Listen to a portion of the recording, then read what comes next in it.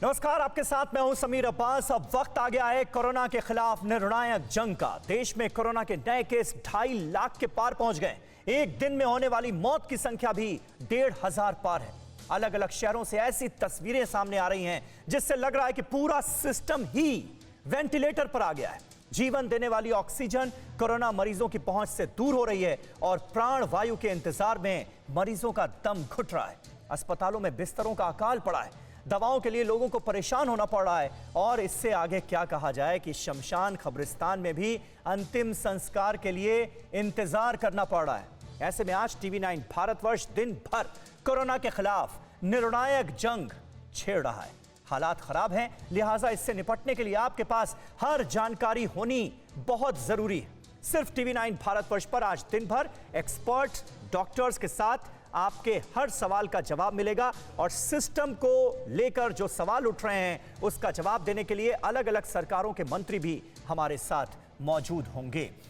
आइए सबसे पहले आपका तारुफ करा दें अपने खास मेहमानों से जो इस वक्त हमारे साथ जुड़ चुके हैं। डॉक्टर अनूप कुमार हमारे साथ मौजूद हैं, सफदरजंग अस्पताल के डॉक्टर हैं। डॉक्टर DK गुप्ता हमारे साथ जुड़ रहे हैं, चेयरमैन हैं फेलिक्स हॉस्पिटल के। उमेश सहगल साहब जो कि दिल्ली जैसे राज्य के मुख्य सचिव रह चुके हैं, वो हमारे साथ मौजूद हैं। कुमार कुंदन दिल्ली से हमारे साथ मौजूद हैं और अभिषेक उपाध्याय हमारे संवाददाता लखनऊ से इस वक्त हमारे साथ लाइव मौजूद हैं। अखिलेश तिवारी मुंबई में डटे हुए हैं और वहां की सूरत हाल से लगातार हमें रूबरू करा रहे हैं। इन तमाम खास मेहमानों का हम रुख करें, अपने संवाददाताओं के पास जाएं, अलग अलग शहरों की तस्वीर देखने के लिए। उससे पहले आपको बता दें, मध्य प्रदेश के शहडोल मेडिकल कॉलेज में ऑक्सीजन की किल्लत हो गई है। ये इस वक्त की बिल्कुल ताजा अपडेट हमारे पास मध्य प्रदेश से आ रही है। लिक्विड ऑक्सीजन की किल्लत से मेडिकल कॉलेज में कई मरीजों की मौत हो गई है, ऐसा आरोप लगाया गया है। मरीजों की मौत के बाद रिश्तेदारों ने अस्पताल में हंगामा किया है। अस्पताल में सिर्फ बेहद गंभीर मरीजों को ही ऑक्सीजन दी जा रही है, यानी ऑक्सीजन की किल्लत इतनी ज्यादा हो गई है कि मरीजों की जान जा रही है, ऐसा मरीजों के तीमारदारों का आरोप है। हालात भयावह होते हुए नजर आ रहे हैं। ऑक्सीजन की कमी से कई मरीजों की मौत हो गई है, ये जानकारी मिल रही है मध्य प्रदेश के शहडोल से। मकरंद काले हमारे संवाददाता हमारे साथ मौजूद हैं। मकरंद, शहडोल से ये भयावह खबर हमारे पास आ रही है, पूरी अपडेट बताएं, क्या हाल है इस वक्त? देखिए, शहडोल मेडिकल कॉलेज में जो मरीजों की मौत हुई है उसके बाद उनके परिजनों ने हंगामा किया है। परिजनों का आरोप है कि सुबह करीब 4 बजे उनको ये जानकारी मिली कि अंदर जो कोविड वार्ड है उसमें ऑक्सीजन की सप्लाई बंद हो गई है, ऑक्सीजन खत्म हो गई है। इसके बाद काफी अफरा तफरी मची, मरीजों के परिजनों को अंदर नहीं जाने दिया गया और जब मरीज की मौत हो गई तो इसकी सूचना परिजनों को दे दी गई। तो परिजनों का इस तरह का आरोप है कि ऑक्सीजन की कमी से मौत हुई है और एक नहीं बल्कि आधा दर्जन से ज्यादा मरीजों की मौत ऑक्सीजन की कमी के चलते हुई है। हालांकि प्रशासन ने इस पर चुप्पी साध रखी है। प्रशासन कह रहा है कि ऑक्सीजन की किसी तरह की कोई कमी नहीं है, लेकिन इन मरीजों की मौत कैसे हुई इसको लेकर के कोई जस्टिफिकेशन अभी तक नहीं आया है। फिलहाल इस पूरे मामले में जो अस्पताल प्रबंधन है वही औपचारिक रूप से कुछ देर में सफाई पेश करेगा कि आखिर ये घटना कैसे हुई है। लेकिन ऑक्सीजन की कमी है, इस बात में कोई दो राय नहीं है और केवल एक जिले में नहीं बल्कि अलग अलग जिलों से हमारे पास इस तरह की खबरें आ रही हैं कि ऑक्सीजन की कमी से कई जगह पर जो परिजन है वो ये आरोप लगा रहे हैं कि मौत। बिल्कुल मकरंद, आप सही कह रहे हैं। ऑक्सीजन की कमी की खबरें अलग अलग अस्पतालों से MP के हमारे पास आ रही है। मुमकिन है अस्पताल प्रबंधन और सरकार की तरफ से इस पर कोई औपचारिक बयान दिया जाए और मुमकिन ये भी है कि इस पर पर्दा डालने की कोशिश भी हो, लेकिन हकीकत छुपने के लिए तैयार नहीं है। तस्वीरें आपको दिखा रहे हैं। मरीजों की मौत के बाद रिश्तेदार जो हैं वो अस्पताल में इस गमगीन माहौल में हंगामा करते नजर आ रहे हैं और आरोप यह है कि ऑक्सीजन नहीं मिल पाई मरीज को, जिसकी वजह से उसकी मौत हो गई। और किन राज्यों में ऑक्सीजन की इस वक्त सख्त जरूरत है वो हम आपको यहां पर बताना चाहेंगे, क्योंकि यह सिर्फ और सिर्फ मध्य प्रदेश का हाल नहीं है। ऐसा लग रहा है कि सिस्टम हमारा वेंटिलेटर पर पहुंच गया है। किन राज्यों में ऑक्सीजन की कमी है देखिए जरा।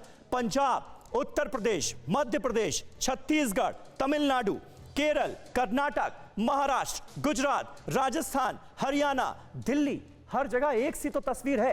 हर जगह ऑक्सीजन सिलेंडर्स की कमी है, हर जगह रेमडेसिविर इंजेक्शन की कमी है और हालात भयावह होते हुए नजर आ रहे हैं और बहुत सारे सीरियस मरीज इसकी वजह से दम तोड़ते दिख रहे हैं। आखिर यह सिस्टम धराशायी होता हुआ क्यों नजर आ रहा है, इसी पर बातचीत करेंगे। हमारे साथ तमाम खास मेहमान मौजूद हैं। डॉक्टर डीके गुप्ता इस वक्त हमारे साथ मौजूद हैं। डॉक्टर गुप्ता, सबसे पहले मैं आपसे जानना चाहूंगा, फर्स्ट हैंड इंफॉर्मेशन आप क्या हमारे दर्शकों को दे सकते हैं, इस वक्त नोएडा के अस्पतालों का क्या आलम है? अगर कोई मरीज रिपोर्ट में पॉजिटिव आता है और उसके बाद अस्पतालों का रुख करना चाहता है, तो क्या उसको बेड अवेलेबल हो रहे हैं? देखिए अब्बास जी, मैं थोड़ा चेंज होकर बात करना चाहूंगा। इस समय हमें पैनिक क्रिएट नहीं करना चाहिए। मिसमैनेजमेंट हो रहा है, कहीं हॉस्पिटल बेड्स की कमी नहीं है, अभी इतना बुरा हाल नहीं है।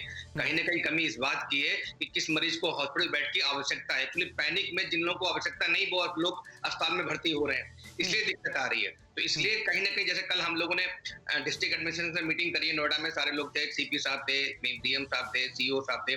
तो मींस उसमें हम लोगों ने डिसाइड किया we should have some primary health care centre facilities होनी चाहिए। सोसाइटीज में डॉक्टर्स रहते हैं, पैरामेडिकल स्टाफ रहता है, हर जगह हम 5-10 बेड डाल के क्लब सेंटर्स जो होते हैं, उनको जो कम्युनिटी सेंटर्स होते हैं, उसके अंदर छोटे आइसोलेशन क्रिएट कर सकते हैं, जहां पे उनको प्राइमरी हेल्थ केयर मिल जाए। अगर वहां से किसी को जरूरत है तो वहां से रेफर करना चाहिए, सो दैट हॉस्पिटल्स पे लोड कम कर दिया जाए सेकेंडरी और टर्सरी केयर के लिए। अभी क्या है, प्राइमरी केयर का पेशेंट भी हॉस्पिटल में जा रहा है, सेकेंडरी टर्सरी सारे जा रहे हैं, तो वहां पे सेग्रीगेशन करना बड़ा मुश्किल हो रहा है। और जिन लोगों को बेड नहीं चाहिए वो लोग भर्ती हो रहे हैं, या जिनको डिस्चार्ज करके घर भेज सकते हैं या सुपरविजन में नियर बाई अपने प्राइमरी हेल्थ केयर सेंटर के रह सकते हैं, वो भी भर्ती हो रहे हैं। तो कहीं ना कहीं इस समय जो जरूरत है कि किस तरह से सेग्रीगेट करके पेशेंट का मेडिकल मैनेजमेंट करा जाए, या तो नियर बाई। ये इंपॉर्टेंट बात कही आपने डॉक्टर गुप्ता, ये इंपॉर्टेंट बात आपने कही, और इस कॉन्क्लेव का मकसद ही यही है कि जो सही तस्वीर है अलग अलग शहरों की, वो हमारे सामने आ पाए और मरीजों को आसानी हो, क्योंकि इस वक्त मरीज परेशान है, इससे कोई इनकार नहीं कर सकता। दिल्ली का क्या हाल है ये जल्दी से देख लेते हैं। कोरोना संकट के बीच दिल्ली की सबसे चिंताजनक खबर हमारे सामने है। दिल्ली में तेजी से घट रहे हैं मेडिकल ऑक्सीजन सिलेंडर। अस्पतालों में बेड्स फुल हो गए, ऑक्सीजन सिलेंडर की भारी किल्लत है। दिल्ली के सीएम अरविंद केजरीवाल ने केंद्र सरकार से इस बाबत मदद मांगी है। दिल्ली में दरअसल जो पॉजिटिविटी रेट है वो बढ़कर 24% से ज्यादा हो गया है, जिसकी वजह से हालात बहुत खराब हैं। मरीजों का अंबार लगा हुआ नजर आ रहा है दिल्ली के अस्पतालों में, और बहुत सारे मरीज ऐसे हैं जिनको अस्पतालों में बेड नहीं मिल पा रहा है। ये भी हकीकत है। ऑक्सीजन सिलेंडर की किल्लत है, रेमडेसिविर इंजेक्शन की किल्लत है। ये बात खुद दिल्ली के मुख्यमंत्री अरविंद केजरीवाल मान रहे हैं। सुनिए किस तरह से दिल्ली के अंदर ऑक्सीजन की कमी हो रही है। अगर ऑक्सीजन की तुरंत सप्लाई दिल्ली में की जाए, और प्राइवेट हॉस्पिटल्स में आज मुझे बताया गया है कि ज़्यादा कमी हो रही है, तो अगर ऑक्सीजन की सप्लाई तुरंत करवा दी जाए। और तीसरा, मैंने उनको बताया कि रेमडेसिविर और टोसिलिजुमैब की काफ़ी किल्लत हो रही है, अगर वो मुहैया कराई जा सके। हमें केंद्र सरकार से हमेशा कोरोना की लड़ाई के दौरान मदद मिली है। और इस वक्त हमारे संवाददाता कुमार कुंदन हमारे साथ मौजूद हैं। कुमार, दो समस्या बहुत बड़ी होती हुई नजर आ रही है। एक तो अस्पतालों में बेड का अभाव होने लगा है, दूसरा रेमडेसिविर इंजेक्शन हो या फिर ऑक्सीजन की कमी हो, इससे दो चार होना पड़ रहा है मरीजों को। इसको लेकर क्या वाकई युद्ध स्तर पर काम होता हुआ नजर आ रहा है? देखिए समीर, आपके इस सवाल का जवाब आईएमए से बेहतर कौन दे सकता है, जो डॉक्टरों की शीर्ष संस्था है। और हमारे साथ डॉक्टर अनिल गोयल मौजूद है, उनसे बात करते हैं। डॉक्टर साहब, ऑक्सीजन की कितनी बड़ी किल्लत है? आप अगर अरविंद केजरीवाल भी बोल रहे हैं कि ऑक्सीजन की समस्या है, आप खुद भी नर्सिंग होम चलाते हैं, आईएमए के पास किस तरह की इन्फॉर्मेशन आ रही है इसको लेकर? देखिए, पूरे दिल्ली में और पूरे देश में हर स्टेट में ऑक्सीजन की समस्या है। जैसे आपने कहा, और कितनी समस्या है ये सवाल है आपका, तो कितनी समस्या क्या है? एक्यूट प्रॉब्लम है। जो मरीज़, आपको ये समझना होगा, जो मरीज़ वहाँ सीरियस होते हैं, जो मरीज़ वेंटिलेटर पर जा रहे हैं या एनआईवी है या बाईपेप पर चल रहे हैं, उनको 10 लीटर 15 लीटर 20 लीटर प्रति मिनट ऑक्सीजन की ज़रूरत है। तो बहुत तेज़ी से सिलेंडर ख़त्म होते हैं। तो ये प्रॉब्लम बहुत एक्यूट है, इसको तुरंत से एड्रेस करने की आवश्यकता है।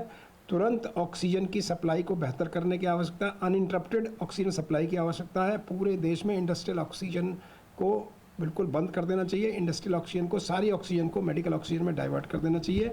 दूसरा इसका समाधान है कि अस्पताल जितने बड़े हैं उनमें तो ठीक है, लेकिन छोटे अस्पतालों में भी अब ये ऐसे ऑक्सीजन जनरेटर या ऑक्सीजन का जो बनाने का मशीन है वो लगाने की आवश्यकता पड़ सकती है।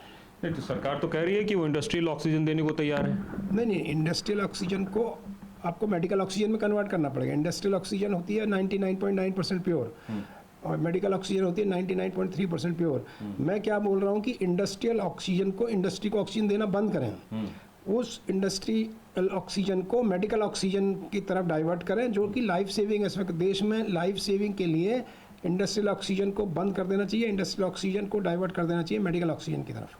कब तक ये संभव हो पाएगा? दिल्ली में कहाँ से आ पाएगा? मध्य प्रदेश, दूसरे जगहों से भी खबरें आ रही है ऑक्सीजन नहीं होने की वजह से मरीज मर रहे हैं। देखिए, जहाँ जहाँ भी प्रोडक्शन है उसको प्रोडक्शन को डबल करना चाहिए। जैसे कि अभी आप देखें, इसकी रिक्वायरमेंट कम से कम जो नॉर्मल सर्कमस्टांसिस से 8-10 टाइम्स बढ़ गई है। जो हम मान लीजिए, मैं एक एग्जांपल देता हूँ, मान लो मेरे को आज पहले 30-40 सिलेंडर्स की ज़रूरत पड़ती थी, आज ज़रूरत पड़ती है 150 से 200 सिलेंडर या उससे भी ज़्यादा। और जितने भी ज़्यादा बेड होंगे उतनी ज़्यादा सिलेंडर्स की आवश्यकता होगी। या बहुत इंपॉर्टेंट बात ये सामने आई है कुमार, इस बातचीत में आईएमए के प्रेसिडेंट से आपने जो बातचीत की है, इंडस्ट्रीज को दी जाने वाली ऑक्सीजन को फौरन बंद कर किया जाना चाहिए और इसको मेडिकल ऑक्सीजन में कन्वर्ट करके ऑक्सीजन सिलेंडर्स अलग अलग अस्पतालों में सप्लाई किए जाने की बहुत ज्यादा जरूरत है। ये इस वक्त नीड ऑफ द आवर बताया जा रहा है। हमारे साथ डॉक्टर अनूप कुमार भी मौजूद हैं। डॉक्टर अनूप कुमार, क्या ऐसा संभव है? क्या ऐसा करके मरीजों को कुछ राहत दी जा सकती है? देखिए, बिल्कुल इस समय भारत सरकार ने तो अपनी तरफ से पूरे प्रयास कर ही रखे हैं। अभी इंस्ट्रक्शन दे दिए कि प्रोडक्शन को बढ़ाने की बोला गया है। अब जैसे जो सुझाव है कि इंडस्ट्रियल को डाइवर्ट करके मेडिकल ऑक्सीजन में हम कन्वर्ट कर दें, हाँ। तो ये भी सुझाव जो है डेफिनेटली इस समय सरकार जो है सोच रहे होंगे और उसको ऊपर काम चल रहा होगा। और इसमें तो कोई दोहराई नहीं है कि इस समय हमारे इंफ्रास्ट्रक्चर के ऊपर बहुत बड़ा लोड पड़ा हुआ है। ऑक्सीजन के ऊपर भी पड़ा हुआ है, बेड्स के ऊपर भी पड़ा हुआ है और कुछ लाइफ सेविंग ड्रग्स हैं, उसकी भी थोड़ी किल्लत आ रही है। तो इसमें कोई दोहराई नहीं है। लेकिन यहाँ मैं कहना चाहूँगा कि इसके साथ साथ जहाँ पर होर्डिंग है, कालाबाजारी है, उसके ऊपर भी सरकार ने बहुत सख्ती दिखाई है कि ताकि लोगों में आर्टिफिशियल एक जो है डेफिशिएंसी ना बन जाए कि जहाँ है उसके बाद भी कहीं ना चोरियाँ हो रही हैं। इन सब मामलों में भी बहुत ज़्यादा सख्त कदम की जरूरत है, क्योंकि इस समय लाइफ का मामला है, लाइफ एंड डेथ का मामला है। इसलिए सभी को कंट्रीब्यूट करना पड़ेगा। सरकार अपना काम कर रही है और जो अस्पताल के जो लोग हैं वो भी इसमें पूरे तरह कंट्रीब्यूट करेंगे। उमेश सहगल साहब इस वक्त हमारे साथ मौजूद हैं, चीफ सेक्रेटरी रह चुके हैं दिल्ली के। सहगल साहब, आप क्या एडवाइस देना चाहेंगे? क्योंकि हम लगातार देख रहे हैं इलाज के अभाव में, ऑक्सीजन सिलेंडर के अभाव में, अस्पतालों में बेड्स के अभाव में मरीज दम तोड़ रहे हैं। तो उनकी मौत कोरोना से थोड़ी हुई, उनकी मौत तो इस सिस्टम ने ले ली। उनको इलाज नहीं मिल पाया, इस वजह से उनकी मौत हो गई।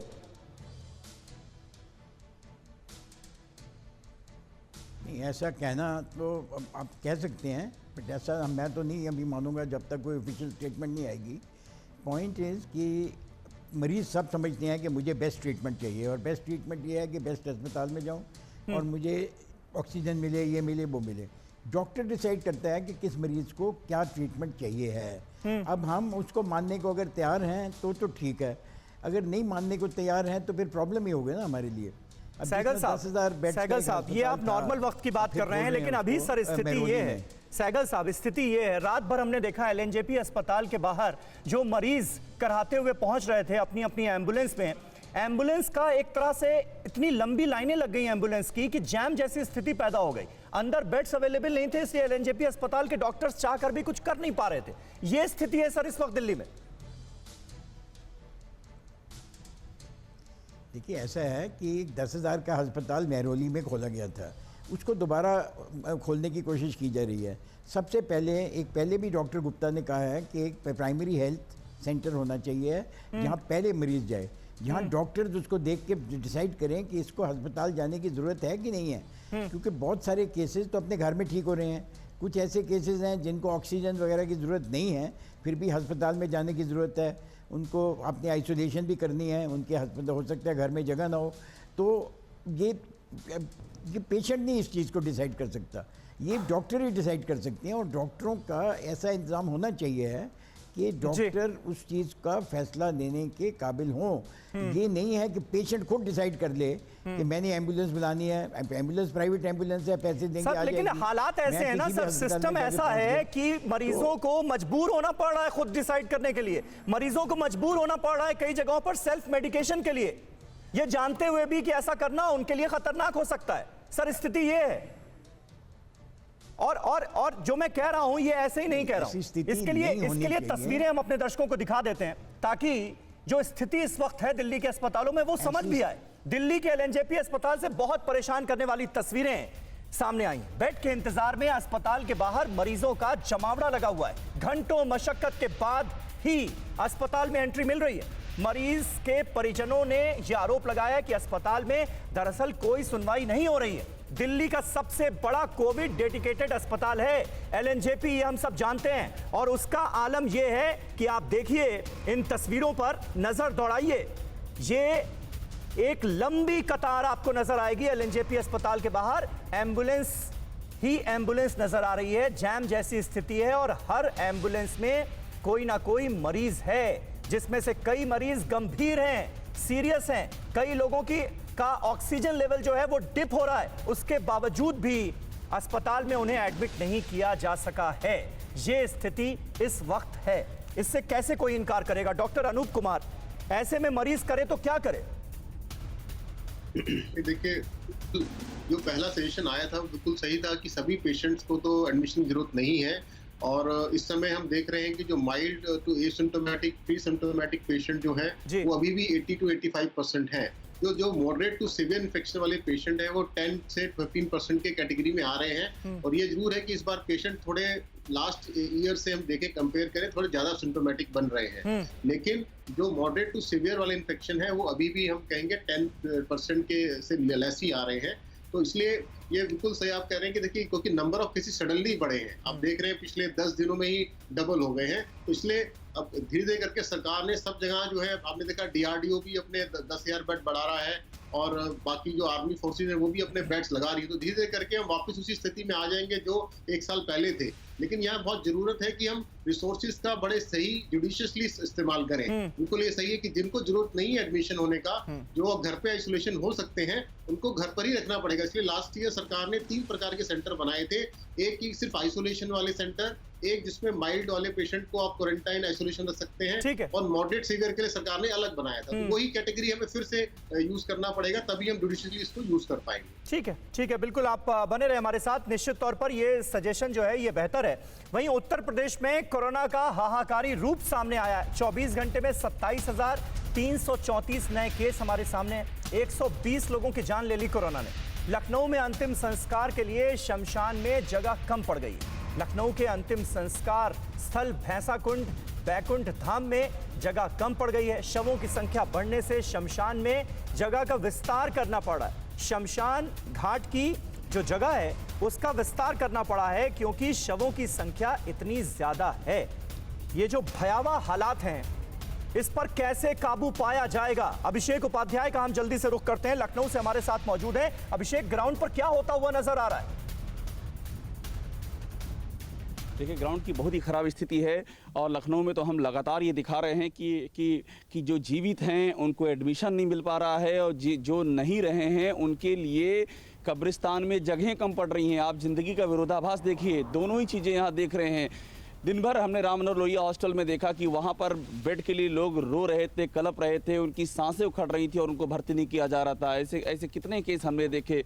कोशिश की जितना करवा सके उनको एडमिट भी करवाएं। रात में कल हम भैंसाकुंड में की तरफ गए थे, यहाँ का जो बैकुंठ धाम है वहाँ पर नगर निगम ने दोनों और कोरोना के जो डेड बॉडी हैं और जो नॉन कोरोना है दोनों और उन्होंने जगहें बढ़वा दी हैं क्योंकि शमशान छोटा पड़ रहा है। इतनी चिताएं, इतनी ज़्यादा मौतें। कब्रिस्तान में ऐशबाग का कब्रिस्तान, वहाँ गए, वहाँ के जो मुहर्रिर हैं उन्होंने ऑन रिकॉर्ड कहा कि अगर यही स्थिति बनी रही डेड बॉडी की आने की तो हो सकता है हमको यहाँ जगह की किल्लत हो जाए। बहुत ही भयावह हालात हैं इस समय। बिल्कुल अभिषेक, बने रहें आप हमारे साथ। और ऐसे में चिंताजनक ये नजर आता है कि कई बार हमें नजर आ रहा है कि प्रशासन जो है वो आंकड़ों को छुपाने की भी कोशिश कर रहा है, आंकड़ों की बाजीगरी भी की जा रही है। आखिर इसका क्या सबब है, इस पर भी हम बात करेंगे। और अखिलेश तिवारी मुंबई से हमारे साथ जुड़ गए हैं। मुंबई के हालात भी बहुत ज्यादा खराब हैं, जानेंगे क्या तस्वीर है माया नगरी की। लेकिन उससे पहले एक छोटा सा ब्रेक ले रहे हैं। तमाम जो आपके जहन में सवाल हैं, आज हम कोशिश ये कर रहे हैं कि उनके जवाब दिए जा सके और साथ ही साथ अलग अलग शहरों की जो कंप्लीट पिक्चर है वो आपके सामने रखी जा सके। रुख बिहार का आप करने जा रहे हैं। बिहार में दरअसल ऑक्सीजन की किल्लत को लेकर बड़े आरोप लग रहे हैं। एनएमसीएच के अधीक्षक की चिट्ठी के बाद स्वास्थ्य महकमे में हड़कंप मचा हुआ है। ऑक्सीजन की कमी पर अधीक्षक ने खुद को हटाने के लिए चिट्ठी लिखी। ऑक्सीजन की कमी से मौत का ठीकरा फिर मेरे सिर फोड़ा जाएगा, ये कह रहे हैं विनोद कुमार। एनएमसीएच को मिलने वाली ऑक्सीजन दूसरे अस्पतालों में भेजी जा रही है, ये कहते हुए जो एनएमसीएच के अधीक्षक हैं उन्होंने मांग की कि मुझे मेरे पद से हटा दिया जाए वरना लोगों की जान जाएगी और ठीकरा मेरे सिर फूटेगा। और हमारे साथ इस वक्त बिहार सरकार में मंत्री शहनवाज हुसैन मौजूद हैं। शहनवाज जी, स्वागत है आपका टीवी 9 भारतवर्ष के इस कॉन्क्लेव में। सबसे पहले मैं आपसे जानना चाहूंगा कि आखिर ये दशा क्यों हो गई कि एनएमसीएच जैसे अस्पताल के सुपरिटेंडेंट को यह कहना पड़ता है कि ऑक्सीजन की कमी है, सप्लाई हो नहीं रही, मरीजों की जान जाएगी और ठीकरा मेरे सिर फूटेगा, इसलिए अच्छा यही होगा कि मुझे पदमुक्त कर दिया जाए।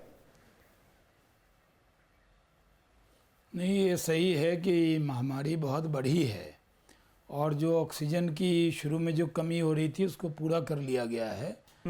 खुद स्वास्थ्य मंत्रालय इस पे काम कर रहा है और खुद हमारा भी विभाग जो उद्योग विभाग है, जो जहाँ जहाँ ऑक्सीजन सिलेंडर बनते हैं उनसे कोऑर्डिनेशन पे हम लोग लगे हैं और ऑक्सीजन की कोई कमी नहीं रहने दी जाएगी। क्योंकि जिस तादाद में पेशेंट आए थे उस तादाद में ऑक्सीजन सिलेंडर की कमी हुई थी और लेकिन वो पूरी कर ली गई है। बिहार में ऑक्सीजन की कमी से कोई हताहत न हो इसका पूरा ख्याल किया जा रहा है। खुद मुख्यमंत्री ने कल भी बैठक की थी, आज भी वो बैठक कर रहे हैं, खुद मॉनिटर कर रहे हैं, हम सब लोग उसमें लगे हैं। ये महामारी में जो दुश्वारियां हैं वो सबको मालूम है क्योंकि इतनी बड़ी तादाद में पेशेंट आएंगे। अभी तो शहनवाज साहब, दिक्कत यही है कि सब कुछ तो पहले से मालूम था और फर्स्ट वेव जब आई थी और उसने हाहाकार मचाया था तो हमें पता था कि सेकंड वेव जो है वो और ज्यादा नुकसान कर सकती है और ज्यादा भयावह साबित हो सकती है। उसके बावजूद भी सिस्टम सोता क्यों रहा? आज सिस्टम वेंटिलेटर पर क्यों नजर आ रहा है बिहार में? नहीं, सिस्टम वेंटिलेटर पे नहीं है बिहार में। जिन जिन अस्पताल में, क्योंकि बड़ी तादाद में कोरोना की महामारी फैली है, कई ज़िलों में भी बहुत लोग इससे पीड़ित हुए हैं और ज़्यादातर लोग पटना की तरफ आते हैं। तो पटना में भी जितने अस्पताल हैं, ख़ासकर जो एम्स था उसको पूरा कोविड कर दिया गया है, एमएनसीएच को कर दिया गया है, कई अन्य अस्पतालों को भी पूरा कोविड कर दिया गया है और उसमें जो ऑक्सीजन की जो सप्लाई है उसको भी सुनिश्चित कर लिया गया है।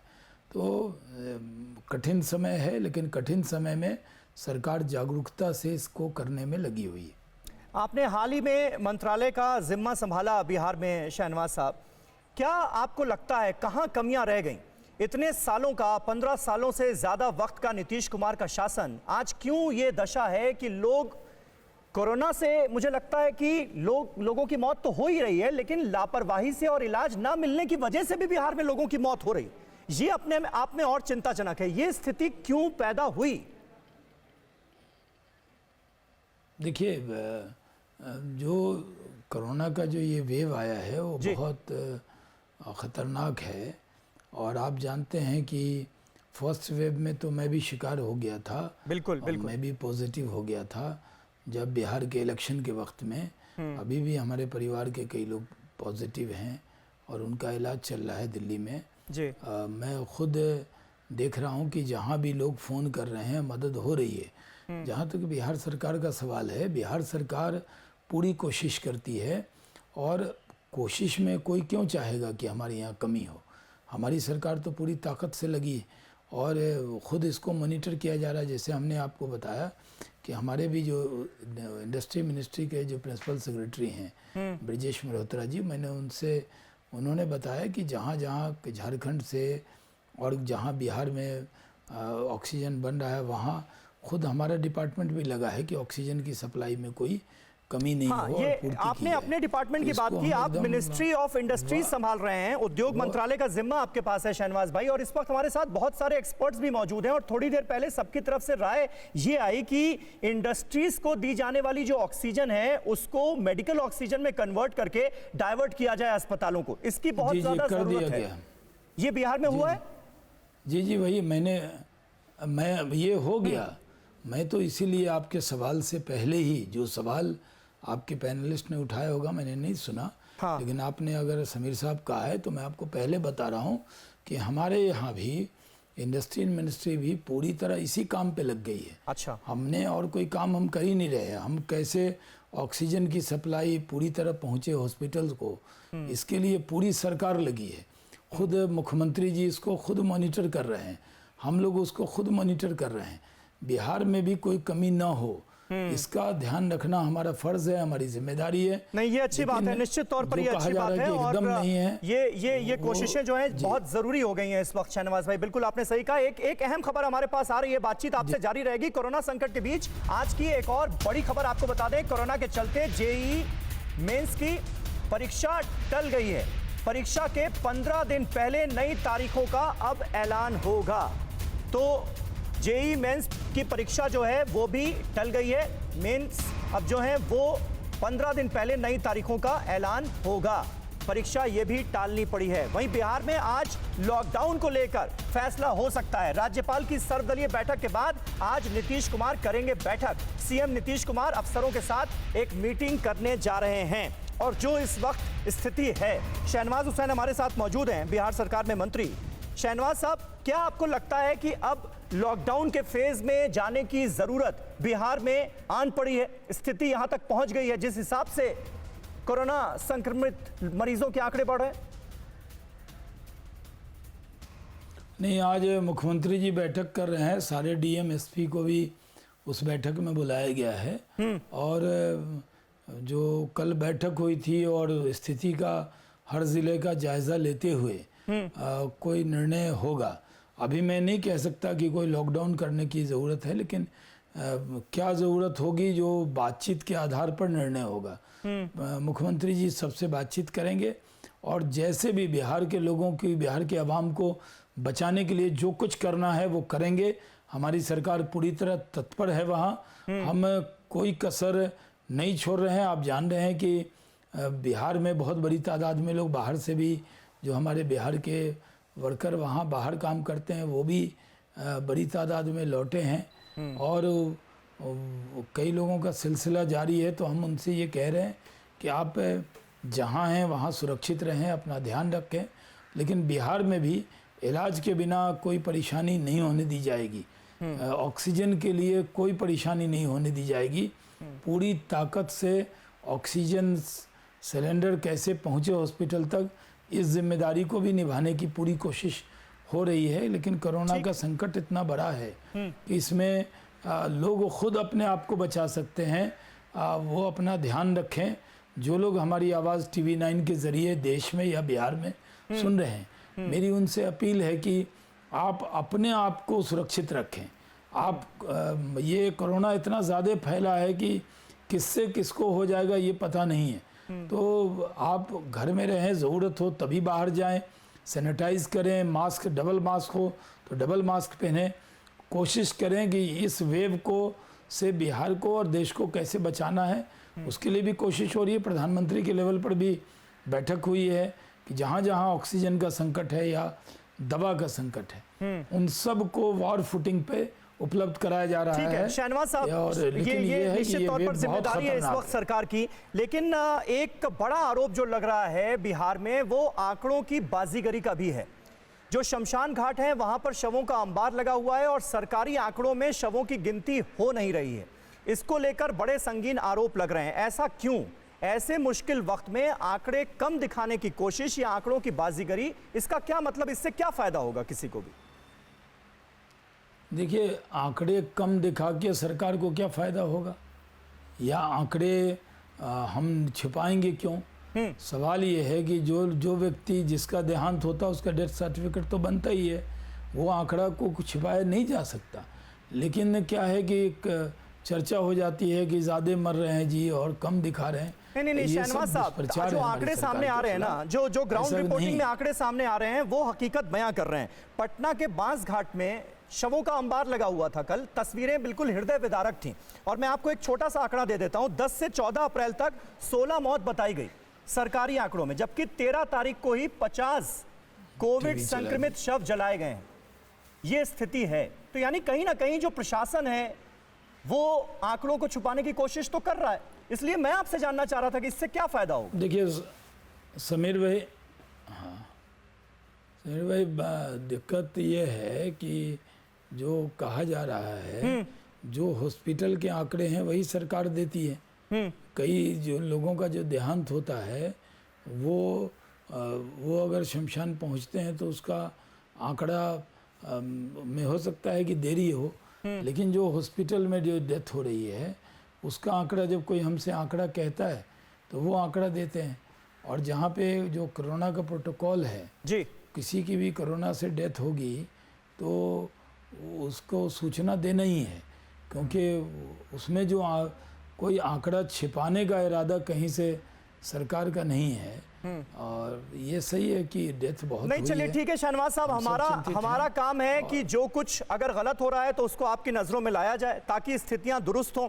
शवदाह गृहों की और शमशान घाटों की हालत बहुत खराब है और हम चाहेंगे कि इस देश में कोई भी जो कोविड मरीज है और उसकी जान जा रही है तो वो यही एक्सपेक्ट करता है जीते जी उसका इलाज हो जाए बेहतर तरीके से अस्पताल में, और अगर वो मर जाए तो सम्मान से अंतिम संस्कार नसीब हो। दिक्कतें हो रही हैं, इसीलिए ये इश्यू जो है ये आपके समक्ष लाया जा रहा है।